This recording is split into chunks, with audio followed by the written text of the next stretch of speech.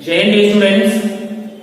Students, today we will start the classification of verbs, right? In last video we have also classified our verbs in two categories just on the basis of objects, if the object is present or not, right? Now we are going to make another classification on the behalf of auxiliary verbs, right? So here, my dear students, you are going to learn about auxiliaries, okay? Auxiliaries, right? So what these auxiliary verbs suggest? This is the first question for you. So now let me clear what these auxiliaries.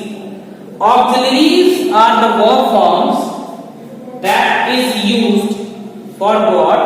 For two purposes, right? Sometimes it creates question in a particular sentence, and sometimes it creates just a relation between. And relation between what? Relation between a subject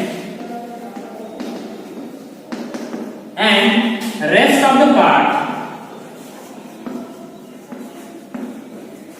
Okay, so these auxiliaries can be considered as a two terms. The first one will be auxiliaries, and the second one you can understand as helping verbs, right? Yes. So now let me clear you the difference between these two as the auxiliaries and the helping verbs, right? Helping and auxiliaries.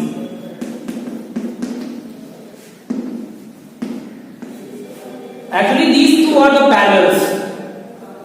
Helping and the auxiliaries, these two are the parallel verbs. But why it is considered as a helping verb? When it is used without function. It is used without function. Then it will be considered as a helping verb. And when a function is taking place, then it will be considered as the auxiliaries. Only that's a basic difference. You can see as it is a very common thing that you will always face. Like suppose I have just written he is a boy. Then what is the significance of this is? It is commonly different with the he is playing. Right? Now you can observe the statement.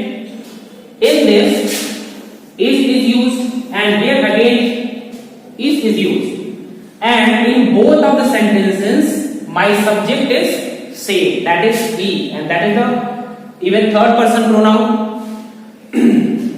So what is the big deal between this is and this is? What is this difference? So now in the first statement you can say there is no function, only a casual information is given that he is a boy.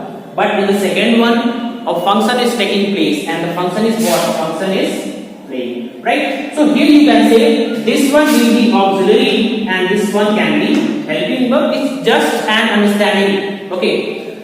Now let me clear you another view. Another view of this. We are going to classify these auxiliaries in different parts. So what are these different parts? These auxiliaries can be further classified in two categories, that will be the primary auxiliaries and the second one will be modal auxiliaries.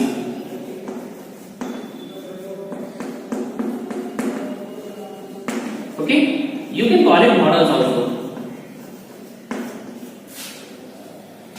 So these are two classifications of auxiliaries and the primary auxiliaries.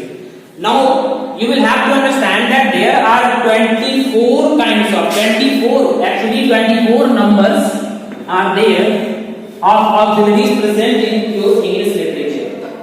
These 24 will be classified in two broad categories, that is the primary auxiliaries and the modal auxiliaries, right? So that is the division on the basis of their uses, how they are different from one to another. So let me clear this. Primary auxiliaries, that is basically depends on tense.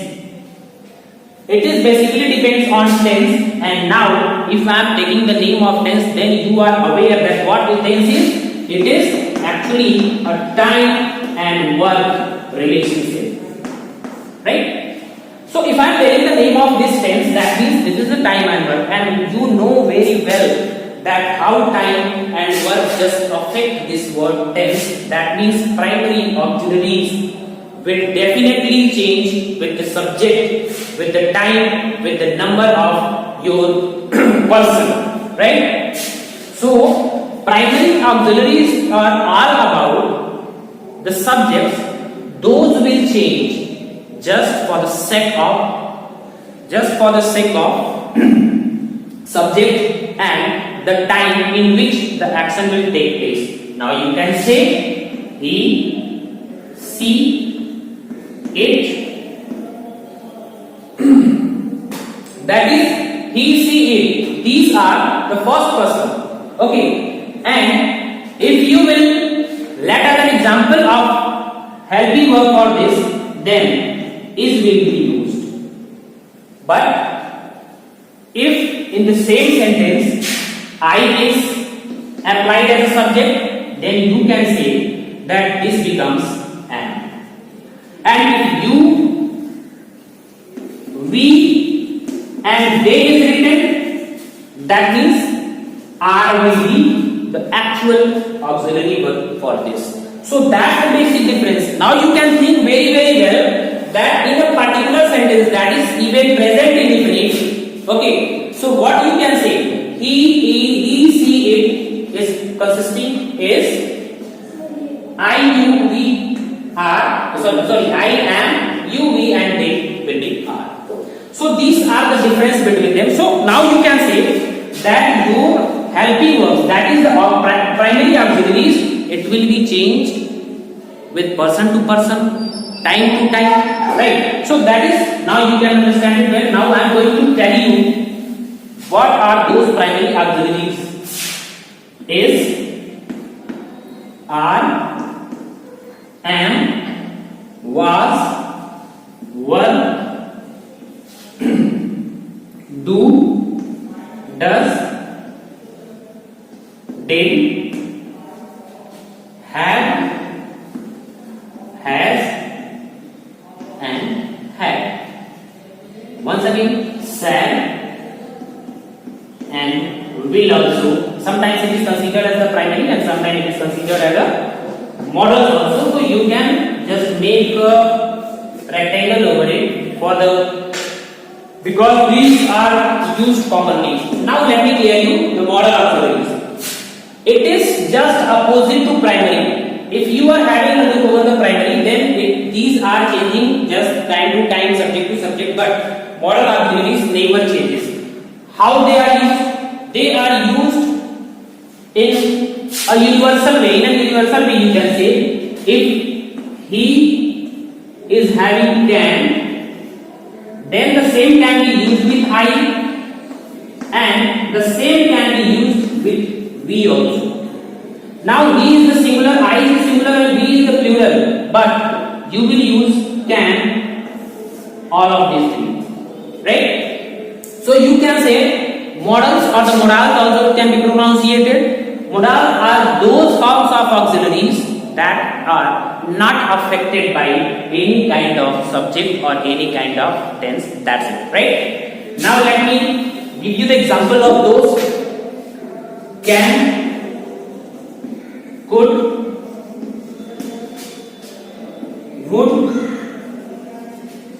might, should, used to or used, need, dare, ought. Okay, 3, 6, 3, 9 and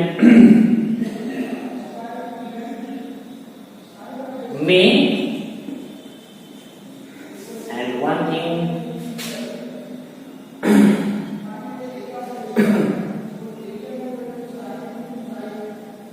these are just